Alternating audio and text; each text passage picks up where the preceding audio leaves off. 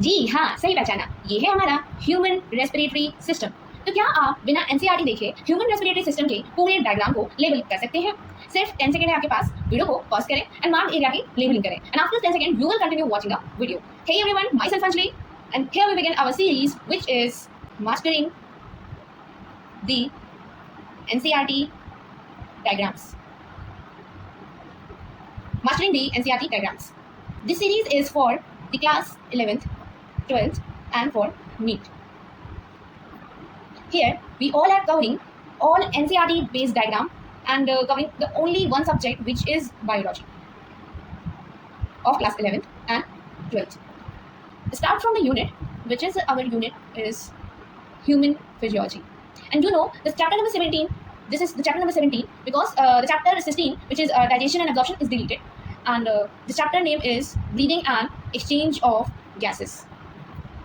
And in this chapter we begin from the figure, which is our figure is given in NCERT, which is 17.1. You see in the NCERT, open the NCERT and see the diagram and understand what I explain in this video. Before starting the explaining or labeling the diagram, we learn something which is very important to understand the diagram. Is begin from the topic which is our respiratory pathway.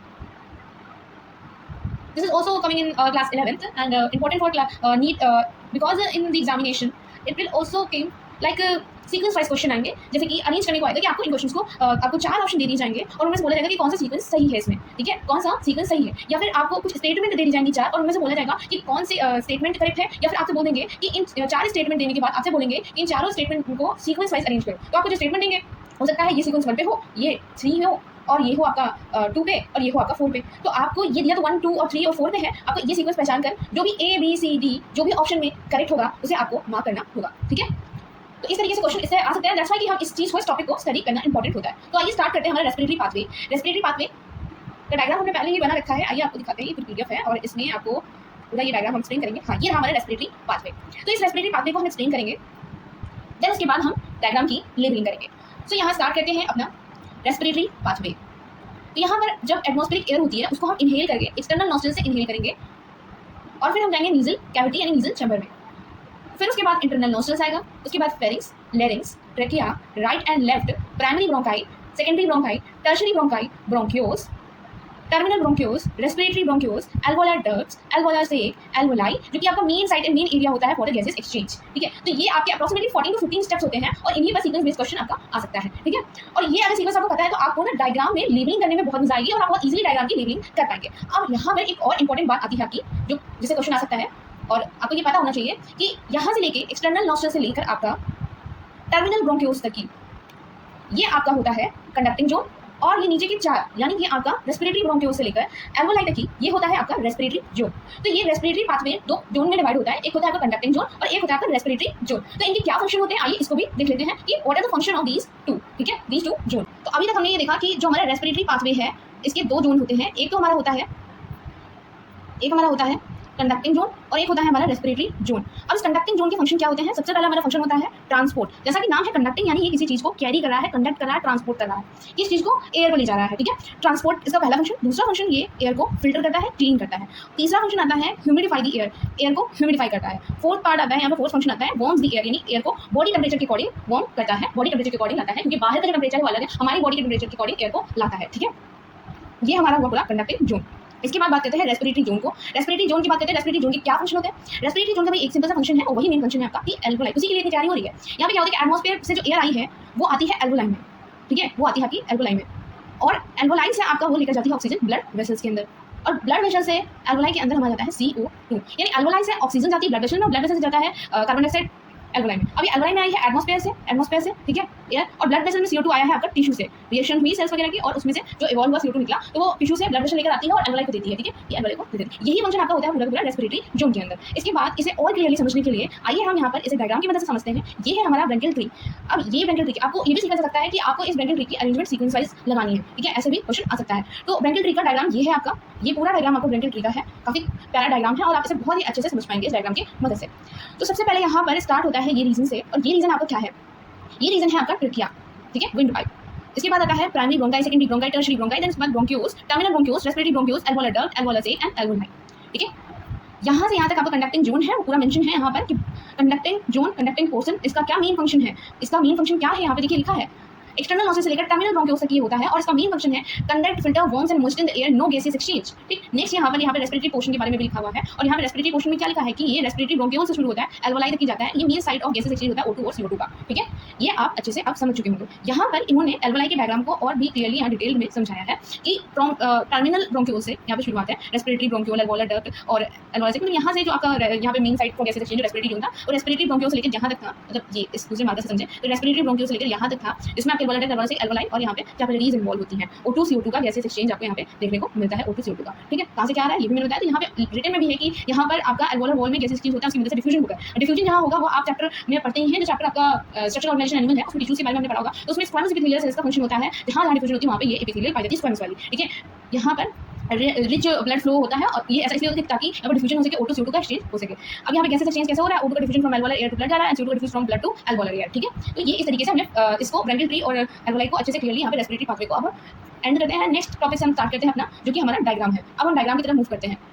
तो यहाँ पर ये रहा हमारा diagram और इस diagram से start करते हैं अपना डायग्राम की लेबलिंग करना, मार्किंग है। सो यहाँ पर सबसे पहला जो आपका है वो है आपका एक्सटर्नल नॉस्ट्रल्स। अब इस एक्सटर्नल नॉस्ट्रल का क्या फंक्शन होता है, तो भाई एटमॉस्फेयर की जो एयर है वो इसके थ्रू एंटर करती है, एक्सटर्नल नॉस्ट्रल्स के थ्रू। इसके बाद आप आते हैं नीजल पैसेज के पास। कहाँ पहुँचते हैं, नीजल पैसेज में, नीजल चैम्बर, नीजल पैसेज आप जोड़ते हैं।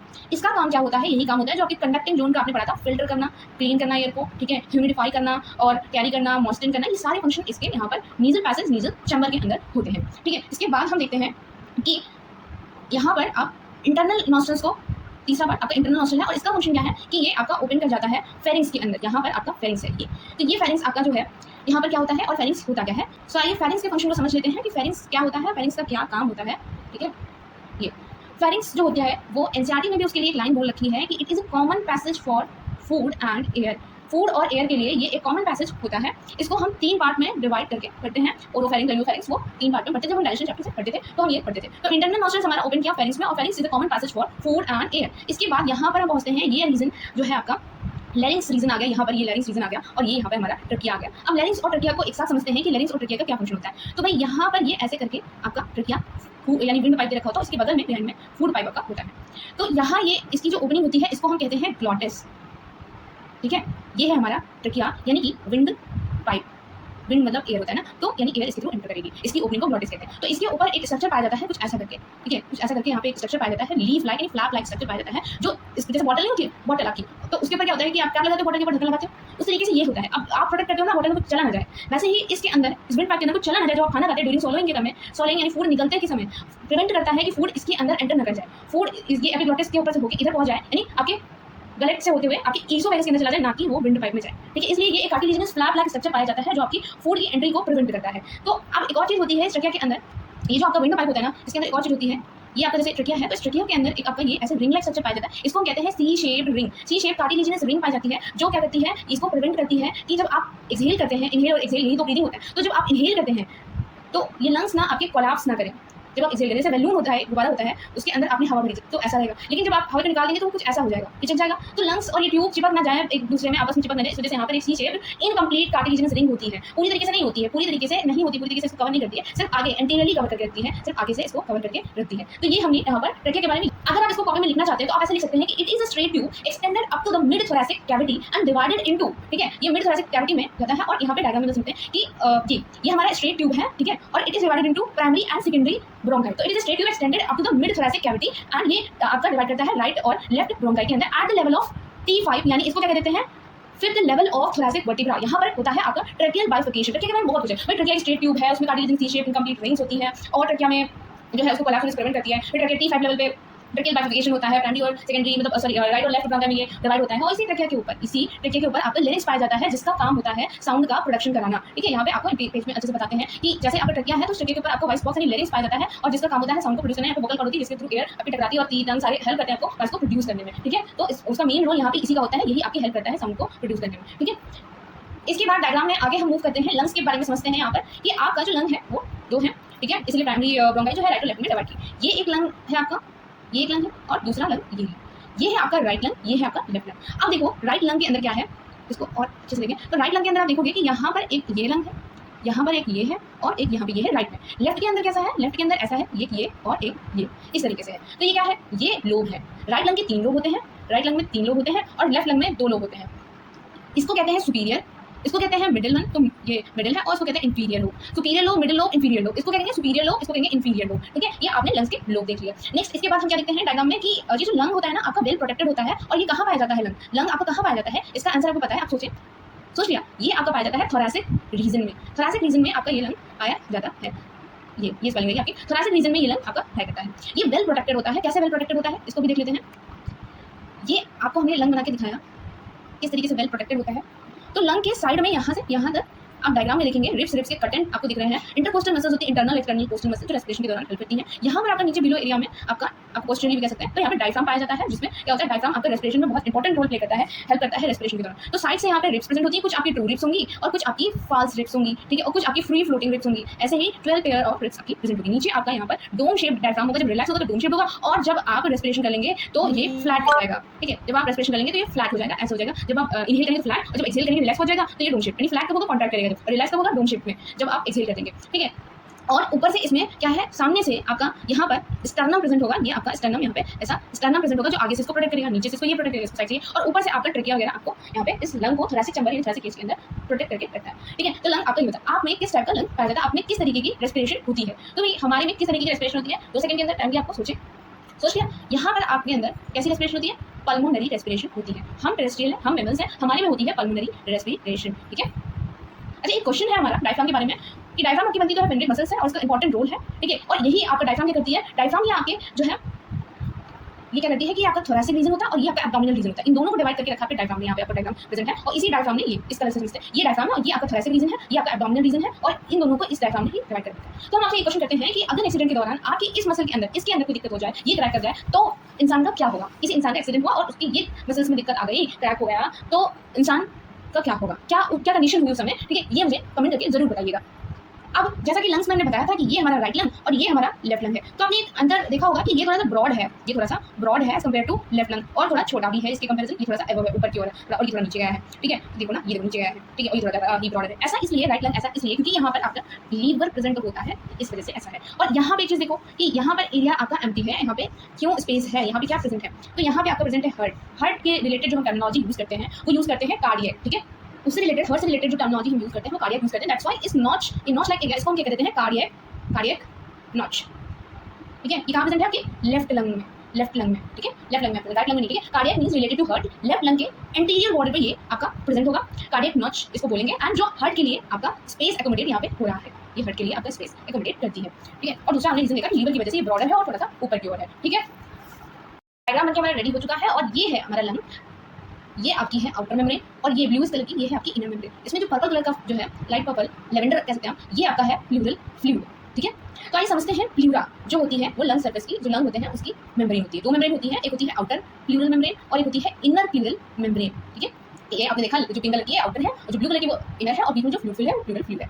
तो आउटर वाली जो है वो थोरैसिक रीजन के कांटेक्ट में होती है और इनर वाली जो होती है वो लंग सर्फेस के कांटेक्ट में होती है। ठीक है, सो ये जो आउटर वाली है थोरैसिक रीजन के कांटेक्ट में, इसको हम बोलते हैं पेराइटल, और जो इनर वाली है जो लंग सर्फेस के कांटेक्ट में है उसको बोलते हैं विसरल। विसरल जो होता है मतलब रिलेटेड टू ऑर्गन होता है, रिलेटेड टू ऑर्गन होता है, इसलिए हम इसको विसरल बोलते हैं। ठीक है, तो ये विसरल जो इनर वाली है, ठीक है, और जो आउटर वाली है उसको पेराइटल बोला जाता है।